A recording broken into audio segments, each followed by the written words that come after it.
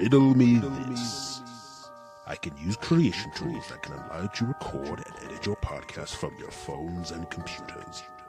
I can distribute your podcast so it can be heard on all the major listening platforms such as Spotify and Apple Music.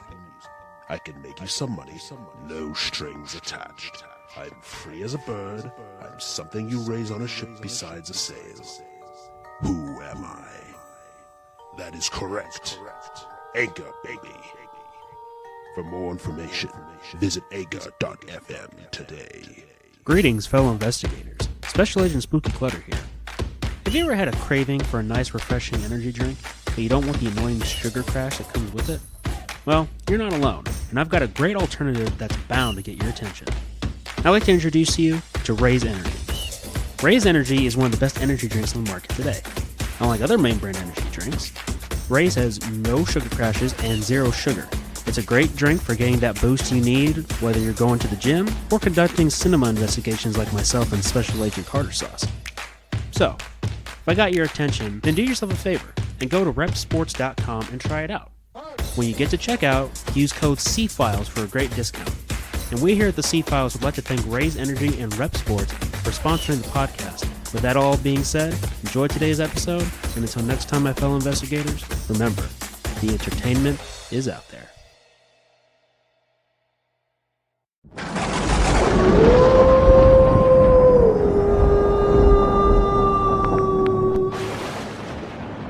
The Cinema Bureau of Investigation, CBI for short. They investigate the C-Files, a mysterious collection of untouched film reviews that were lost for years. Until now. From terrifying encounters with dangerous poltergeists to heart-pounding chases with the galaxy's deadliest aliens, they will uncover their truth. Their mission is to investigate the supernatural and unexplained secrets of the C-Files. Now, here are your hosts, Special Agents Spooky Clutter and Carter Sauce. From thy wedding with the creature who touches heaven, Lady God, preserve thee. Hello there, fellow investigators, and welcome back to the C-Files March of the Monsters. I'm Special Agent Spooky Clutter. I'm Special Agent Carter Sauce. And I'm Special Agent T-Con. And I'm very excited to get into this film. As you know, we are in the period of March of the Monsters leading up to Godzilla Vs Kong, which we're all very excited to see. And we thought that it would be nice and proper to review the second King Kong film, aside from the original, which we review in the Retrothon. And because we reviewed Godzilla last time, we're doing Kong 76. And I have to say that out of all of the Kong films, this is probably my favorite of them. And there's a lot of reasons for that, which we'll get into here. But as a general first impressions, this is a great movie, in my opinion. There's some things that it's lacking from the other Kong films that would have been nice. But aside from that, first impressions, it's a really awesome film for me. This is actually my first time seeing Kong 76 because the original, because the first Kong movie I ever saw was the Peter Jackson 2005 adaptation, and there's a story behind that, is that in 2005, when I was still in school, I actually got to skip school to go see it, but I was actually sick at the time and I wasn't feeling well, so my dad took me to go see it, and just a few hours ago, this movie was actually my first time seeing it, though, and there's some parts in there that feel like a re-adaptation of the one from 1933. Yeah, I'd have to say this is probably my 33rd time, pun intended, Carter, of watching this film. Goes back a long time for me from the first time I saw it in the theater. I actually saw it in the theater, but the first time I saw it was in the drive-through theater, and I'll talk a little bit about that later on as we go forward. Right. So the general gist of this movie is actually pretty interesting, and I'm actually glad that they kind of diverted from the original. They have a few different things with this film in comparison to the original. One thing is the Jack Driscoll character has been renamed to Jack Prescott, played brilliantly by Jeff Bridges. He's one of my favorite actors, and he did really good in this film. And the Ann Darrow character is switched to a character named Dwan, which is an interesting name, by the way. In the movie, she actually describes her name and how it's different from Dawn, or it's like Dawn, but it's Dwan. So I thought that was pretty interesting. And the Carl Denham character is now replaced with a man named Fred Wilson. And Fred Wilson is actually part of Petrox Oil. And the entire motivation for going to Skull Island in this version is to get oil. So, unlike the original where it was to make a movie, this time it's to get oil. And, it's a pretty good thing that they kind of changed a little bit, because it would have been the same copy and paste routine. And, if you do that enough times, then it's going to get boring. And we don't want that. And this movie is fairly different from the 33 film. For one thing, it's longer. This movie clocks in at around 2 hours and 14 minutes, and they have a lot of drawn-out scenes of the boat ride to Skull Island. They have a focus on a lot of the human characters and their personal struggles and motivations, and we get to see a beautiful shot of Kong when they do the sacrifice. And of course, in a Kong film, you would expect the sacrificial scene to be a big spectacle, and this movie definitely delivers on that. Yeah, what it is the islanders who have been tracking Kong probably for who knows how long, and we don't know if that particular creature was actually the first. We just know that the natives of the land actually honor this creature with great adoration and admiration. In fact, they have so much respect for Kong that they have to build this wall as a safety precaution for themselves and the tribe. Nevertheless, they actually take the time to give an elaborate ceremony to honor Kong as they give up the sacrifice for Kong. Well, it's funny because the wall is a very iconic shot, and it's something that's iconic in the Kong franchise. Any Kong movie that you've seen always has the giant wall, including Kong Skull Island, which we will be reviewing later on down the road as we get into the Godzilla vs. Kong film. But it's really cool to see the wall that they built. My one complaint, though, is that, well, it's not really a complaint, it's more just something that I like to point out, is that in the 33 film, we get to actually see how big the wall is from the ocean, like on the boat. Now, obviously, this time around, they weren't able to do that because the boat that the people took to get to Skull Island was actually on the outskirts of the fog bank, and the island is surrounded by the fog, so the ship wasn't able to pierce through the white veil, so to speak, to see the wall. But in this film, the wall is much smaller, at least in comparison to the 33 film, because if you guys remember the 33 film, the wall was huge. And I'm not saying that the wall in this movie isn't huge, but it's not as big and spectacular as the 33 version. Well, look, the deal is that, the 1933 film gave you this drawn back view, which I really liked. They did really good with the artistry, the painting of giving you that view, although they didn't have that fog. I will say also, too, that in the 76 version that we saw tonight, that the music was so pivotal to entering through the veil and then appearing on the other side, and the music score just took advantage of the opportunity to give you that eerie feeling of impending disaster from throughout the film. I have to agree, and the soundtrack is something to be admired here. We've pointed out great soundtracks in the past, and this movie is no exception, especially when you get into the exposition scenes. And for those who aren't film savvy, exposition scenes are scenes that allow the story to be drawn out, to be explained, where you'll have characters talking about the world that they're in, and the music for those scenes is beautiful. And there is one scene that I'd like to talk about a little bit later on where this exposition with the music is just beautiful. The fictional gas company known as Petrox. Well, the funny thing is that how they were looking for oil or oil. It's kind of funny though because this was shot in '76, and then it happened 3 years ago, like in '73, due to the oil crisis. With the embargo and the Kippur War in Israel. The Yom Kippur War of Yeah, '73. yeah.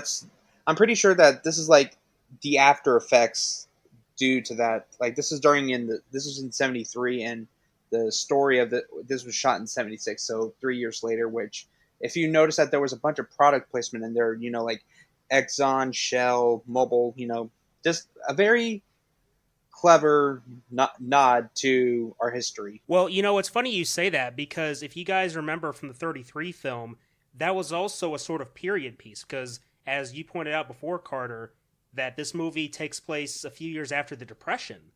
And now this film, it takes place after another world incident, with the oil crisis. So it's really interesting that you have, events in history that this movie is associated with. Yeah, they take the time to bake in what's going on currently, if you will, when they're making the film, just like they did in '33. And a lot of films do that. They bake in what's going on in reality and tap it into the film, which is good. Yeah, I agree. It kind of helps to ground the story a little bit. Sure, yeah. And speaking on grounding it, I think that one of the other big issues I have with this film is that there's no dinosaurs. And granted, there is a giant snake, but if you compare this to the original, you have the lush landscape that seems really alien to everything that we're used to, right? This film doesn't really have that. This film is much more grounded in reality, so to speak, as in there's not a lot of dinosaurs. Well, there's no dinosaurs. The land seems a bit more natural looking. It doesn't look like an intense jungle. It seems mostly tame. Well, it seems like it's lacking. It's lacking the wildlife. We do hear a little bit when the crew comes through and engages the the people there, the tribes people, and then they make their way out into the jungle to save Dewan or to locate her and then save her. But yeah, we don't get that. And that's what the 33 one really capitalized on. I think that if they were to be able to include dinosaurs and, have some of what we saw in the 33 film, this film would be perfect. Because everything else, they get right. The Kong suit looks amazing, and Kong's face is really good. Like his facial expressions are very expressive. As in, it doesn't look like just a blank face. There's actually facial movements, and that's really unique. And the person that did the Kong special effects is actually Rob Bottin. And for you film enthusiasts out there, particularly in special effects, he did works on American Werewolf in London, RoboCop, and even John Carpenter's The Thing. So this man is a legend in special effects, and it definitely shows in this film. I would like to add on to special effects that not only that there's a fun fact in there that the Kong suit, that wasn't actually that wasn't going to be used in the movie, but that they actually had a 60-foot tall Kong animatronic, which we see later on in the film. But there's been because it was a bitch to work with, so they only used it for that one scene, and then they reverted to using a man in the suit. And here's a fun fact, though, that about the animatronic. It was 60 foot tall. If you put sorry, just really quick, it was actually 40 feet tall. It wasn't actually 60 foot. Oh, 40 feet tall. Well, basically the if you put that next to the Big Tex mascot, from the the annual state fair in Texas, the statue is actually 55 feet tall, and it's basically 15 feet taller than this animatronic. But it's kind of funny to think about that they were actually going to work with a 40-foot tall animatronic Kong. And if you kind of think about that for a second, we haven't seen that again since '76. I think that this is the first time that a movie studio used a 40-foot tall animatronic, and they haven't used it since, because I'm pretty sure that it was expensive as hell to make, and as Carter said, it was kind of a bitch to work with. And it's true because they did have technical problems with it, and the plan was to use that animatronic for the entire film, but due to technical issues, they used a man in a suit. And I'm glad that they did that because that gives a lot more fluid motion for the Kong character. The body movements seem more natural and not as robotic. And they essentially took a page from Toho's book, we know with the Godzilla films, and using a man in a suit to do the work. And the miniatures and the Kong suit, it all looks really good and just brings back memories of Godzilla. Yeah, and it gives the person in the suit the human characteristics to act out. Now, those characteristics, in some manner, are mimicked when you look at an ape or a chimpanzee or a gorilla, and it's humans can mimic the characteristics of those particular animals, and it did show out because apes, gorillas, chimpanzees, they have emotions, and they show out, and humans are very able to act that out. And I don't know who was in the costume, and that's something we should look up, but did a really good job of emotionally connecting to the characters, whether in anger or in love, because really when you think about this is monkey love, right? With Dwan, played by Jessica Lange. So great job on that, that acting. Oh, I just remembered something. That this movie came out in '76, and there was another turning point in history. Is that it wasn't until a year ago that marked the end of the Vietnam War, but you're still in the middle of the Cold War. So that's a history effect. But when we see like the National Guards and we see NYPD, you're trying to stop King Kong, you see them brandishing M16A1s and M1 carbines, flying Huey helicopters. But it's different though because in the poster, when you see the poster, it looks like they're using like United States Air Force jets, like they used to carpet bomb in Vietnam. But no, we're in the poster it was, but in the movie they're using the Hueys though. And I just whenever I see three Hueys flying together and they're armed to the teeth, I can't help but hearing Fortunate Son play in the background. Yeah, I agree. The fact that we're in a iconic time frame, in fact, it was 1976. The United States was 200 years old, celebrating its birthday, and then of course Vietnam had ended in 1975. So that was really interesting.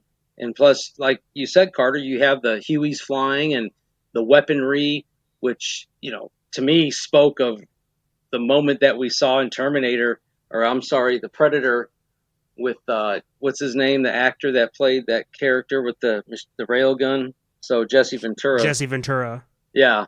So yeah, a lot was going on in '76 for sure. So to answer your question, the actor who wore the Kong suit was Rick Baker. So that's a fun fact for you. So credit to Rick Baker for doing the amazing body work, because that Kong, like when I saw this film as a child, the movie terrified me. Seeing Kong in some of the wide angle shots where he's walking and running and he has like his eyes are darkened, that's pretty scary for a kid, and it still kind of freaks me out a little bit today. Yeah, for sure, it did for me also. I first saw this film in 1977. This film was made in December of '76. I saw it in the theaters. I don't recall when I saw it. What sticks in my mind is seeing it in the outdoor theater in 1977. I believe it was in summertime, because in May of '77, the first Star Wars movie, A New Hope, came out. So I was able to see both of these films on the big screen outdoors at an outdoor theater, and all the things that go along with being at the outdoor theater, the concession stand, the playing in the little park that they had for little kids, and of course, seeing vehicles bounce up and down with men and women inside not watching the film. Right. And now I just remembered another thing is that in the movie, you can notice that there's a reference in there is that in the climax when King Kong is climbing up the Twin Towers of the World Trade Center, which opened in 1973, 3 years ago, so it would have been 3 years old, you get to see like a glimpse of the Empire State Building, where in the 33 version and the 2005 Peter Jackson adaptation, King Kong climbed in, he bangs on his chest while the plane just fly around and shoot at him. But instead, they decided to go on top of the World Trade Center, which is very interesting because the World Trade Centers, like the Twin Towers, were 110 feet tall or had 110 floors, not including observation decks and stuff like that. Like very interesting, and it just had like. Now there was a moment in there like it was like there's a moment of foreshadowing on Skull Island. Is that when Jack went to go save Dwan, you see like these rock structures, like sort of like towers, and then we see in New York, though, while we're in Manhattan, we get to see the Twin Towers, though, and somehow they fade into the rock formations on Skull Island, which is very clever. Well, what they were doing is they were really making Kong personable as a creature, but relating to human beings. And so those landmarks are like for a human being, remembering things that they saw from their past. And at the time, obviously, Kong was in a really precarious situation. His life was on the line. He's in a foreign land. And they really brought that out in the film. And that's what I really like about Dino De Laurentiis in his directing here, that to bring out those moments of personal joy, really personal joy, happiness and anger and sadness were all being displayed through Kong in relation to all the human characters. So it was really amazing. I like the film big time. Yeah, when you compare this film to the original in the sense of how they made Kong sympathetic, I think they did a better job in this film than in the 33 film. One of the things that always confused me about the 33 film after watching it is that the only thing that Ann Darrow did was scream at Kong. She was always terrified of him, even when he protected her several times. And that always bothered me about the 33 film. And I'm glad that the 76 film addressed that to where, Dwan isn't screaming all the time, like in Fear. She actually feels sympathy for him and sympathizes with his struggle and realizing that he's only trying to protect her and maybe have some intimate relations, so to speak. Of course, the size difference is a big problem, but that's neither here nor there. What's important is that Kong is there to protect her, and she realizes it. She knows it and accepts it. Well, in the 2005 version, just like in the 76 version, 1976, you get that same intimacy there and caring from the female lead towards Kong. So I like the fact that, I love Peter Jackson's version also, although I would have loved to have seen either a different time frame or to capitalize on the 76 version, like in, more modern type way. But I liked it either way. Of course, Peter Jackson is a great director and did a great job. So, and that movie was just great. The music was great too. So, speaking again on the intimacy between Dwan and Kong. Initially, obviously, Dwan is terrified of Kong, and to be honest, who wouldn't be? Because it's a 40-foot tall giant gorilla, and you've just been essentially kidnapped, and now you're in this tight situation with a giant creature, and you don't really know if he wants to eat you or not. Although, one would think it's pretty obvious if he wanted to eat her. That would almost be like the first thing that Kong would do. It's like, if he wanted to eat Dwan, that would have happened right there at the sacrificial altar, because that's kind of how those things go. But the hilarious thing is that Dwan is the only female in the history of Kong films to punch him in the mouth. It's absolutely hilarious. She starts beating on him, and she's saying, if you goddamn chauvinist pig ape, you want to eat me, then eat me. And then she says, choke on me. It's absolutely hilarious, man. You compare Ann Darrow in the original, and all she does is fucking scream, but Dwan is over here saying, choke on me when you eat me. It's hilarious. Absolutely hilarious. Take your stinking paws off me, you damn dirty ape. Yeah, exactly. So, switching subjects, I wanted to talk about a particular scene in the beginning act of the film. When Fred Wilson is giving the breakdown to his boys about why they're going to Skull Island, they have like different satellite shots showing the island, and then you see Jack kind of sneak into the briefing. And when Jack starts talking, he goes through this sort of discussion about differing accounts of people that have gone to the island in the past. And this is where the exposition comes in, and it's done beautifully here. I love this exposition scene, especially with the music. And towards the end of this monologue that he's giving, he says this quote, "From thy wedding with the creature who touches heaven, Lady God preserve thee." And hearing him say that and hearing the music in the background just gives you so many chills. Every time I see that scene, it gives me chills. And it's just a really haunting effect, and it just really sells the mystery of Kong. And that's one of the beautiful things that this film does, is that it builds up Kong. You have these little hints and nuggets of, there's something big on this island. Especially when the ship stops outside of the fog bank and they have the sonar to show the island. Every once in a while you see this red blip. And at first you don't realize, like, what is that?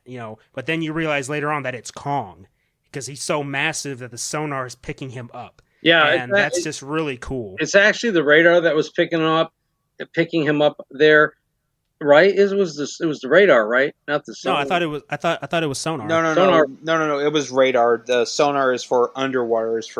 Ah, right. So basically, gotcha. it's a different type of DAR or NAR. Right. R. Well, gotcha. In addition to that, just the expedition making their way, and then the buildup of the music, and then they show you everybody's look on their face, and then they show you the huge fence or structure there, the wall actually, and yeah, I mean the whole mystery that's going on there, and then it transfers, and then all of a sudden you hear this native drum beat going on, and everybody's shocked because, according to the leader of the expedition, Fred, there's nobody alive on this island, stuff like that. And all of a sudden, boom, the drums start playing. And that was pretty exciting. Yeah, I definitely want to talk about that, because that was a very interesting scene, especially what transpires next. Obviously, as an explorer or explorers coming onto a seemingly uncharted island that hasn't been touched by human feet, right? And you see this giant wall. Obviously, you're thinking, well, damn, that looks really old. But Jack Prescott's like, yeah, it looks like it was repaired about 6 months ago. And, of course, Fred's like, no, you're crazy. This thing is really old. And then, of course, the drums start beating. And it's like, well, I guess this island isn't inhabited, is it, Fred? Yeah, and not to mention that before we go to the island, I like how, like, when Jack appears, into the briefing room giving this brief history lesson, and before he's being escorted to the brig, he actually sees this life raft of Dwan, who is in it. And luckily, that saved his skin, though. And before we actually basically the scene where Dwan is rescued, we get to see this montage of some of the crew giving her spare clothes off their back, a little montage. They were beating around the bush until we got to the fog bank. Careful, there's a fog bank out there. Right, that's a good reference to John Carpenter's The Fog. And it was kind of cheery and stuff. It's something you see off of an old, I remember this old Navy commercial, and it was these girls, and they were wearing outfits from Old Navy, and they were on a ship or something similar to what looks like a battleship. That's what was going through my head. Right. Yeah. Let's go ahead and get back to the scene where they're actually on the island and they come across the natives, and then they get spotted, because that whole scene was really interesting, and that was also a scene from the original, because obviously the natives have to spot the Ann Darrow character, aka Dwan, in this film. And it's really hilarious that these natives are so primitive that the only trade and barter that they attempt is to trade Dwan for 6 of their women. And it's like, my goodness, if this movie isn't trying to say that the natives see women only as objects, then I don't know what is, But obviously, the guys aren't going for it. It's like, no way, we're not going to trade our 1 woman for your 6 women. That's not how this stuff works, now is it? And of course, that results in them having to shoot their weapons into the sky. And what would you say about that, Carter? Well, basically, here's the thing, though. Like, if you, like, okay, so you're offering me 6 women of your tribe for 1 woman of our party. That's basically, that's not good odds, though. And if we say no, and then you come charging at us, I'm not gonna fire warning shots in the air. I'm gonna fucking shoot you. I don't care if it's considered, oh, what you're doing is just a hate crime. No, they're natives, and if they're coming at me with bamboo spears and they're charging at me, I'm gonna fucking open fire.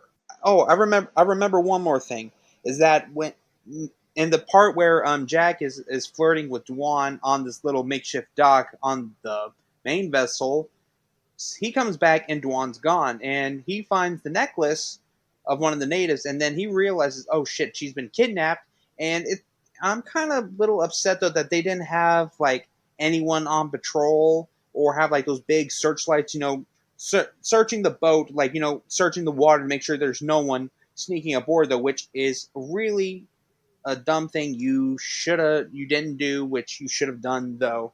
And like if someone is kidnaps one of our people, first thing I do is call up I call up I rally up my men, I call in reinforcements, and I tell them that someone has captured one of our crew members has been abducted by natives. I repeat, there's a possibility they could be hostile, so get everyone over here. We need to get them now, and if they want to attack us, then unleash holy hell. Well, I'd have to say that considering that the natives had to resort to stealing her silently, I would say that Carter was right about one thing. The negotiations were short. Yeah, I was about to make that remark, though. Shit. Oh, I already caught you on it. So, as we begin to wrap things up here, what's something that really stuck out to you guys about this film, especially in comparison to the original? Because, reviewing the original on the Retroathon and then reviewing this one, you want to compare the two because at this point in time, aside from the numerous King Kong ripoffs that came out in between, plus King Kong vs. Godzilla, which we're not really counting because King Kong vs. Godzilla isn't really a remake of the original King Kong. It follows different story beats, but of course we'll get into that movie later on in March of the Monsters. But, what's something that really stuck out to you guys, at least in comparison to this film? Yeah, I mean, for me, I think it was a great idea to take advantage of the Twin Towers in New York City to use King Kong as this iconic 8th wonder of the world coming to another wonder of the world, the Twin Towers in New York City, and use that as a setting for the final showdown. And to be honest with you, it was really sad, but I like to make mention of that, of how Kong died.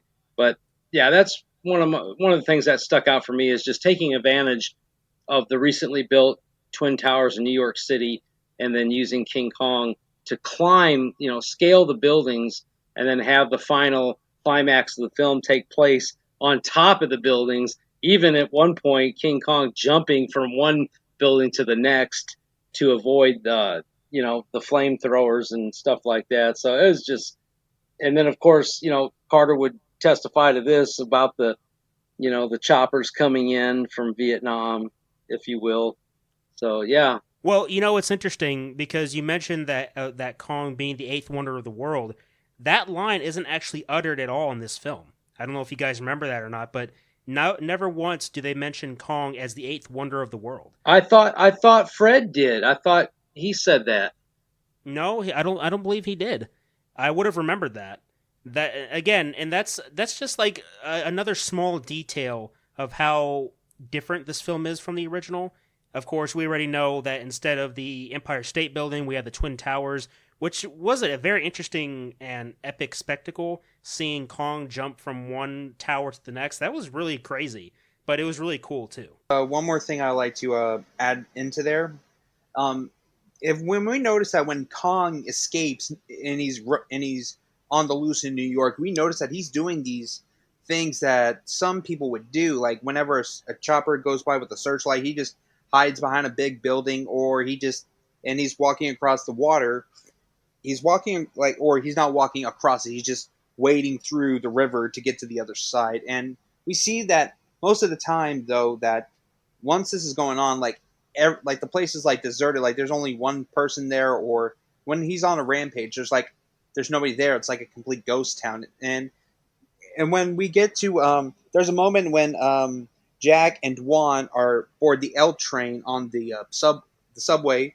Kong just destroys that, and he's looking for Dwan, and then he sees what looks like Dwan. It's a girl who's in a white dress. He picks her up. He's like, this ain't, you're not that girl," and then he just yeets her, kills her, and it's just like, what the fuck, damn. Yeah, that was absolutely hilarious. You know, we actually saw something like that in the original, but just to see Kong grab this woman, look at her, he's like, you're not Dwan, and then just throws her away. It's just like, oh my god, what is Kong doing? Well, something else to note here, ironically enough, that in 2005, Game Boy Advance came out with a video game called Kong, the Eighth Wonder of the World. That's amazing. Oh, one more thing to add to the ghost town of the abandoned, the abandonedness, the ghost town of New York City. Though when Kong is on the rampage, when Jack and Dwan are on this motorcycle, which this guy who originally rode it, but he bailed out because he got scared. They were trying to go over the over one of the bridges, though I don't know which bridge it was. Someone just tell me what type of bridge it was, and then they closed it down though, and it was sort of gave off this Escape from New York type vibe though, because they were putting mines on it, and they were thinking that if Kong is going to cross the bridge, they'll just blow it up with him on it though, which is very stupid but very clever though. It sort of reminded me of Escape from New York though. Yeah, I have to agree that is something like Escape from New York. And I guess these military guys were really anticipating that Kong would actually try and cross the bridge instead of going across the water. But that just really shows Kong's intelligence. And I really like that he does these sort of human things, like, hiding from a helicopter that with a spotlight on it and crossing the river instead of going onto the bridge. So, Kong is very smart in many ways. And I thought that was really good. And speaking of the ghost town of New York, one funny scene that I really liked is when Kong is walking along the street, and before you actually get to see Kong walking along the street, you see these two horse carriages just riding past the church, and it's absolutely hilarious because it's a ghost carriage. Nobody's driving the horse carriage. The horses are just running away from Kong because Kong is walking along. And then it shows like a preacher or a priest walking outside the church, and he notices Kong, and then he just sneaks right back into the shadows and does the Hail Mary, full of grace, the cross symbol on his chest. I thought that was really hilarious. My thoughts exactly, especially when it comes to the ghost carriage, is because if you know that in Central, because those carriages are actually, if you notice that sometimes in New York and Central Park they do have carriage rides around there at that time. So. And it's weird though that either the carriage drivers just straight up abandoned the wagons, or somehow the horses got spooked and they just ran away with it. So my final thoughts on the film, or my final words, one thing I wanted to mention really quick before we end it here, is that the end scene where Kong is getting shot to hell, I thought was extremely graphic. Like there was the best way to describe it is that it was very gratuitous. Like there was lots of blood, and maybe it was a little bit unnecessary because, they made his fur out to be bloody as all hell. And it's really sad, And of course, as a joke here, I'm pretty sure that when Godzilla was watching this film, he was laughing his ass off because it's like, you were killed by mere choppers. I eat choppers like that for breakfast. Well, it makes me wonder, how are they going to flesh that out in the new film? Because of Kong's vulnerability in respect to Godzilla. I just wonder how they're going to strengthen Kong to be able to withstand damage. Well, the thing is that in Kong Skull Island, they establish in that film pretty well that mere military choppers can't hurt him. So obviously they had to beef up King Kong in order for him to fight Godzilla, because you bring up a really good point that if Kong has been known to be killed by mere military choppers or airplanes, how the hell is he going to be able to withstand Godzilla's atomic breath? Yeah, exactly. And I want to also mention too, since we're talking about pain and death, the build up on top of the buildings when he saw the choppers coming, and there was that emotional moment where Kong knew Jack Prescott, who just really was phenomenal, like you said earlier, and the choppers preparing the weapons and the sound effects of that, and then the command to open fire, and then of course Kong is trying to push away Dwan, and it was a pretty emotional moment. And even down, I mean, come on, guys, I mean, you had to feel that heartbeat right at the end. Oh yeah, definitely. And it was really sad that, I mean, you could just feel the tension brewing up and getting ready to explode when you saw those choppers in the distance. Obviously watching the original King Kong, you know what's going to happen. Of course, I'm pretty sure that nobody expected a bloodbath, but either way, it was still emotional and it was very sad to see. But here's a little bit of a fun fact for you. There's actually a sequel to this movie. It's called King Kong Lives, and it was also directed by John Gillerman, and it was produced by Dino De Laurentiis' company. So essentially, the whole creative team that worked on the first film came back for this film, and the story of that film is that Kong actually survived his fall. Obviously, he got shot to hell, and then he fell over, 1,000 feet, and he's still alive. Apparently, he was in a coma. That's how King Kong Lives explains it, that Kong was in a coma for 10 years. So, obviously, they're stretching it a lot and going into the science fiction category. But there's your fun fact, that there's a sequel to this film. So, but to wrap things up here, I give this film a 9 out of 10. I would give it a 10 out of 10 if it had the dinosaurs, having Kong fight more creatures on Skull Island to kind of hit the point home that he's only trying to protect Dwan and not hurt her. Yeah, they had the giant snake, which, by the way, that was a pretty intense scene, especially when he ripped the snake almost in half. At least they had that scene to establish that Kong isn't trying to hurt her. But if they had more dinosaurs and more spectacle shots, then I think that this movie would have been an instant 10 out of 10. And it could in a way surpass the original in many ways, but the original gets the spectacle aspect and all the dinosaurs and special effects stuff there. They get that right. If only they could have translated that over to this film, then it would have made the film so much better and much more memorable. Yeah, I agree. I give it a 9 out of 10, big time, maybe even a 9.5. For me, it was one of the very first movies I ever seen, on the outdoor theater. And to have that right alongside A New Hope, Star Wars, is just, yeah, to me it was 9.5. And of course, Star Wars was a 10. I'll throw that in for good measure. It was a 9.5 for me. But there were some moments in there that if they would have referenced or not referenced but had sort of quotes in there, it wasn't the choppers, it wasn't the guns that killed the beast, killed him. It was beauty that killed the beast, and stuff like that. And the fact that he didn't fight dinosaurs, instead he just fought this big ass anaconda, which, holy shit, that is giant nightmare fuel, by the way. Oh hell yeah, no arguments there. Yep. It was very good though. My first time seeing this movie, first time I see a movie, either it's a good movie or if it's a bad movie, it would leave a taste in my mouth. This movie left a good taste in my mouth, and I really loved it though. And I was feeling the tension, the tug on my heartstrings when we were seeing Kong getting shot up to hell, and Dwan and Kong was making Dwan, putting Dwan down so he could take the bullets for her. And I'm pretty sure that the only assholes I noticed that were in this movie was the city official and the photographers that were climbing on Kong's unconscious body, taking pictures of them. What assholes! I would have beat them with their cameras. My thoughts exactly. Yeah, and another thing I'd like to mention too is kudos to the acting. There was no cheesy acting here. Everything was done very well. Everybody played their parts well. And I also want to give high kudos to the cinematography that was done by Richard Klein. Excellent, excellent cinematography. To me, he did a lot of films like Hang 'Em High with Clint Eastwood.